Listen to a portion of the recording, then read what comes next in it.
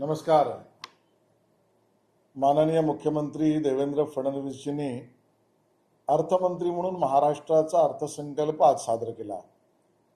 माननीय उपमुख्यमंत्री एकनाथ शिंदेजी, सुनेत्राताई पवार आणि मंत्रिमंडळातल्या आमच्या सर्व सहकाऱ्यांनी या अर्थसंकल्पाचं स्वागत केलंय, अभिनंदन केलंय आणि महाराष्ट्रातील तमाम जनतेला आज या ठिकाणी मला सांगायचं आहे की हा अर्थसंकल्प म्हणजे वारसा, विकास, व्यवहार याचा त्रिवेणी संगम आहे. महाराष्ट्र धर्माला कटिबद्ध अशा पद्धतीचा अर्थसंकल्प आपल्या बळीराजाला, शेतकऱ्याला समर्पित आहे.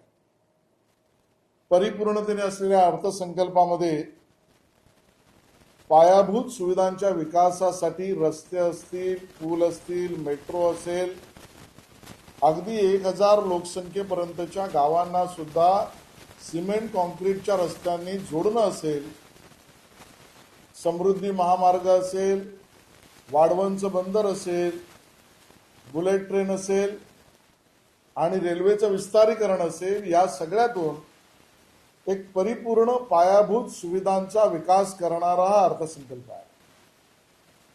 महाराष्ट्राचा समृद्ध वारसा याचं जतन, संवर्धन, प्रचार, प्रसार आणि उत्सव, साहित्य निर्मिती याला सुद्धा समर्पित असा अर्थसंकल्प आहे.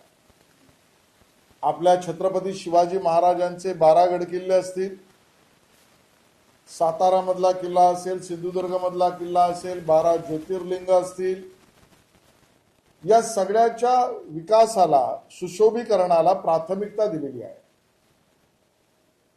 महात्मा ज्योतिबा फुले, परमपूज्य भारतरत्न डॉक्टर बाबासाहेब आंबेडकर, संत गाडगे महाराज आणि आपल्या सर्वच महान विभूतींना सेवा रूपाने समर्पित अर्थसंकल्प आहे. आणि म्हणूनच सामाजिक समता व समरसता वर्ष म्हणून या अर्थसंकल्पामधली एक योजना माननीय मुख्यमंत्री देवेंद्रजींनी मांडलेली आहे. मला मुद्दामून उल्लेख करायचा आहे की आपल्या पीक कर्जाला 2 लाखापर्यंत पूर्ण माफ करण्याची भूमिका बळीराजाला सेवक म्हणून महायुतीच्या या सरकारने बळीराजाला समर्पित केली आहे. जो परतफेड करणारा प्रामाणिक शेतकरी असेल त्याला प्रोत्साहन सुद्धा आहे. शेती उत्पन्नावर 25% खर्च कमी व्हावा यासाठी तंत्रज्ञानाचा वापर करण्याची सुविधा आणि योजना या अर्थसंकल्पामध्ये आहे. रोजगार निर्मितीला महत्त्व दिलंय. आपलं सेवा क्षेत्र हे सर्वात जास्त आपल्या ग्रोथ सेंटरचं मानक आहे आणि त्यामुळे जास्तीत जास्त नोकऱ्या त्यात निर्माण व्हाव्यात या संदर्भाचं नियोजन आहे. महाराष्ट्राला गतिमानतेने पुढे घेऊन जाताना सर्व समाज घटकांना आपण घेऊन चाललो आहोत आणि म्हणून महिला, युवक, युवती, आदिवासी, शेतकरी, आहेरे आणि नाहेरे सर्व वर्गातील शिष्यवृत्ती योजनांपासून शैक्षणिक व्यवस्थेमध्ये पदव्युत्तर शिक्षण घेणाऱ्या आमच्या सर्व समाज घटकांना, बंधू भगिनींना एकत्र घेऊन त्यांना मदत करणारा हा अर्थसंकल्प आहे. मुंबई आणि MMR रिजन मध्ये तर विकासाचं ग्रोथ इंजिन मांडणारं स्वप्न पूर्ण करण्यासाठीच्या योजना आहेत. अगदी वडाळ्याला आंतरराष्ट्रीय स्वरूपाचं स्टार्टअप इनोव्हेशन सेंटर आपण उभं करतो आहोत.